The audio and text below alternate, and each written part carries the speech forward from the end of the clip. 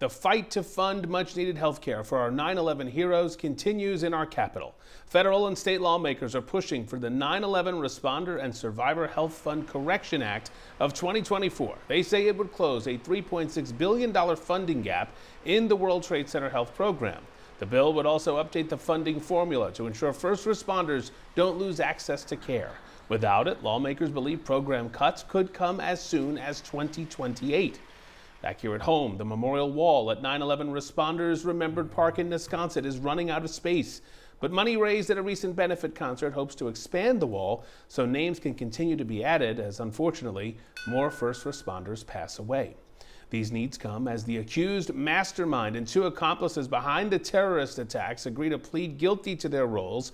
According to letters sent to victims' families, defense lawyers requested the men receive life sentences. And it comes as 9/11 heroes continue to succumb to their illnesses as a result of that terrorist attack. Syosset firefighter and 9/11 hero Court Cousins has passed away. We're told the 53-year-old died earlier this week following a battle with cancer related to his work at Ground Zero.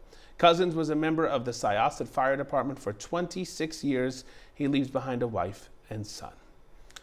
Joining us right now is NYU Dr. Marc Wilkenfeld, one of the doctors working with the World Trade Center Health Program, and Michael Barasch. He's the managing partner for law firm Barasch and McGarry, which represents victims in the 9/11 community. Thank you both for being here. We appreciate it. Thanks for having us. Thank you very much.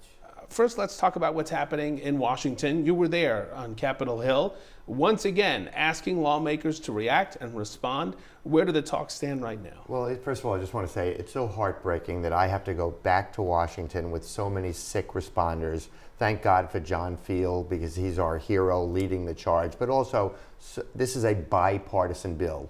Who could possibly be against funding health care for sick responders? And it's also sick civilians, because as you remember, the EPA told us the air was safe to breathe. Wasn't so safe. So not surprisingly, we're seeing so many school children or former school children, downtown residents and office workers. They're coming down with the same illnesses as the first responders. And this health care, which Dr. Wilkenfeld takes care of so many sick responders and civilians, is so important because it allows for early detection, which I know it sounds corny, but that's the key to a longer survival. So it's sad that we have to be back down there, but thanks to Senators Gillibrand, Schumer, and the Republicans in the New York area, I am very confident we're going to get this additional care, because it was a promise made to us by our government when they initially told us the air was safe. So they have to do the right thing here. Dr. Wilkenfeld, we have seen time and time again over the years, first responders, survivors of those terrorist attacks having to go down to Washington to make sure lawmakers, maybe from other parts of the country, understand exactly what's taking place here. You see it every day, to this day, correct? Yeah, I've been seeing it for 20 years, unfortunately. I've seen well over 1,000 responders and survivors. And to me, as a doctor, as not a politician, it doesn't make any sense. These are people that they selflessly, the stories that they tell, they selflessly went down. They ran into collapsing buildings. They tried to save people. Now, 20 years later, they're not asking for a lot. All they're asking for is that their health conditions that occurred as a result of what they did be taken care of. Doctor, are you still seeing new illnesses and new patients? That's a very interesting question. So we see illnesses. There's a list of conditions that are covered. There's a procedure to add covered conditions. We've done research, for example, on neuropathy, on nerve damage. We show that nerve damage is covered, and now we're trying to get that added as well. But we see new conditions. There's a lot of research going on, and you see unexpected things. I mean, Rich, they've now added 69 cancers as presumed linked to the World Trade Center toxins. So it doesn't matter if you have breast cancer and you think, oh, it couldn't have been related to when I was down working at Goldman Sachs or on the stock exchange or as a first responder. If your mother had it, it doesn't matter. There's a presumption linking breast cancer, prostate cancer, skin cancer, and 66 other cancers.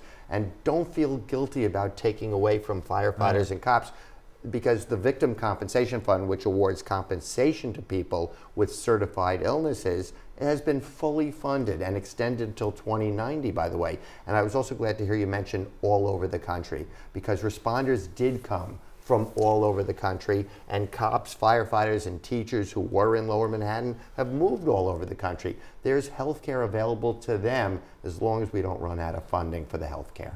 Michael, are you optimistic that action will be taken this year, considering that we are closing in on a presidential election, and sometimes in those final months of the year it can be difficult to get legislation passed? That's a great question. Yes, it can be. And I've been to Washington over 25 times now since I represented James Zadroga, for whom they named the original bill. I see they can't even agree what day of the week it is sometimes in Washington. But as I said, this is nonpartisan. It's bipartisan in this case. We have Republicans and Democrats supporting it. I am optimistic because it's the right thing to do, the morally right thing to do. I want to ask you both your opinions on the talks of the plea deals that came down this week. Khalid Sheikh Mohammed, I see by your reaction you're not happy with this.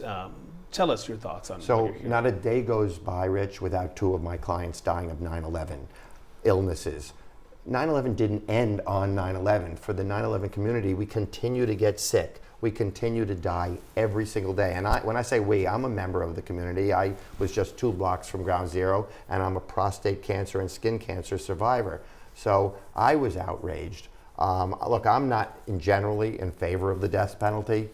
I'd make an exception in this case. But more importantly, there should be a trial so that there can be closure by the people who lost their loved ones, not just on 9/11, but for the 6,000 plus people who have died of 9/11 illnesses. And it feels like the rug has just been pulled out from underneath us, and now we're not going to know the facts.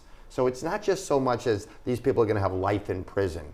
You know, may they rot in prison as far as I'm concerned. But I would have loved to have seen a trial where the facts came out. What do you say, Doctor? I would say this, and I'll speak medically, not politically.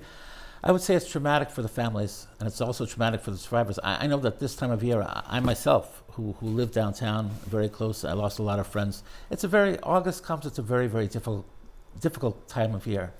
So I would say that, the whole situation is just bringing up a lot of feelings. Like ripping off a scab. Right. I mean, you think about a 16-year prosecution. You think about people coming in with new illnesses 20 plus years after the attacks. Who could have ever thought that's what would have happened at the immediate aftermath of 9/11? Yeah, we've lost, as I mentioned, over 6,000 people to 9/11 illnesses already. So this is not going to end, and it's only going to get worse and worse. Well, think about it, and this is the most surprising thing. More people died as a result of the toxins than died on 9/11. Right.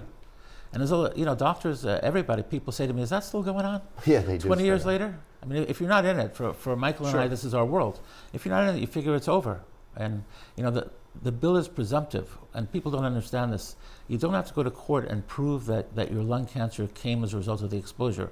All you need to do is show that you were there, and there was a latency period, there was enough time in between, and you have the disease.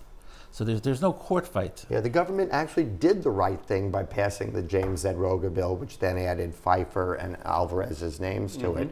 When they did the autopsy of Jimmy Zadroga, they found ground glass in his lungs, as well as a host of other carcinogens. Well, if he had it in his lungs, so do we all. Yeah. And all I do is urge people in the 9/11 community, not just responders, protect yourselves. Apply for the health program.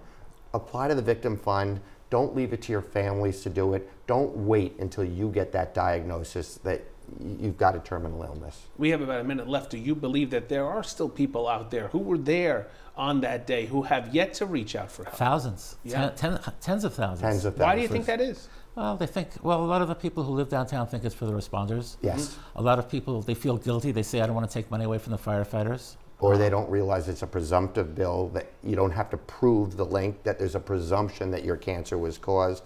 And that's why we're here, and we so appreciate you continuing to help us get the word out. Thank you. Do you find, real quick, that there's people who, to your point earlier, say, well, I do have something going on, but it couldn't possibly be related Very to common. what happened on Very, 9/11? As a matter of fact, I just had a case now where a friend of mine was telling me about a cancer that he had. And I thought to myself, didn't you work in Lower Manhattan on 9/11? And he said, yeah, I worked there 9/11, and I worked there for the months after. And I said, you're covered under this bill. And he said, what bill? Wow. So it's an amazing, and this was just by chance. Important to get the word out. reporters only talk about it usually around 9/11. Right. So that's why I thank you again for covering the story. Michael Thank Barasch, you so much. Dr. Wilkenfeld, we appreciate it. Thank you both for what you're Thank you doing so and much. for being here. Thank you. Our pleasure.